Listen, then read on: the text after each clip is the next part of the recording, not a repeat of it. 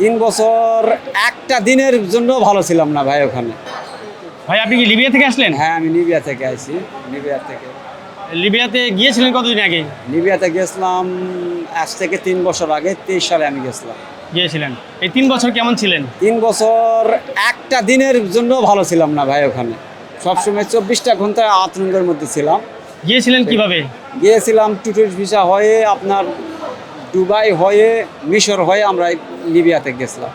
আপনি কি সত্যি বলতে লিবিয়ার উদ্দেশ্যে গিয়েছিলেন নাকি ইতালিতে যাওয়া কিংবা? না, আমার মেন উদ্দেশ্য ছিল কি ইটালিতে যাওয়া? ইটালিতে যাওয়ার জন্য। আচ্ছা। ইটালিতে যাওয়ার জন্য আমার যাওয়ার কথা ছিল। তারপর লিবিয়া যাওয়ার পর কি হলো? লিবিয়াতে যাওয়ার পর আসলে কপালের কি দোষ, ওখানে আসলে মাফিয়ার আড্ডাটা বেশি। যেমন বাংলাদেশে যেমন গরুবতী বিক্রি হয়, ওখানে মানুষ বিক্রি হয়।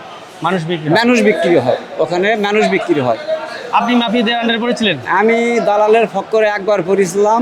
পড়ার পর যা হোক, যেই রকম হোক 12-14 লাখ টাকা দিয়ে কোনো মতে বেঁচে কুচে আসে, পরে চাকরি করেছি। সেখান থেকেও মনে করেন আমি বেতন পাই না, কোনো কিছু পাই না। রোডে ঘাটে তেমন চলাফেরা করাও যায় না, পুলিশে ধরে নিয়ে যায়, নির্যাতনের শিকার। সেখান থেকে মনে করেন কোনো মতে সরকারের মাধ্যমে আমি এখানে আইছি বাংলাদেশে। ধন্যবাদ। আচ্ছা ঠিক আছে, ধন্যবাদ। ভালো।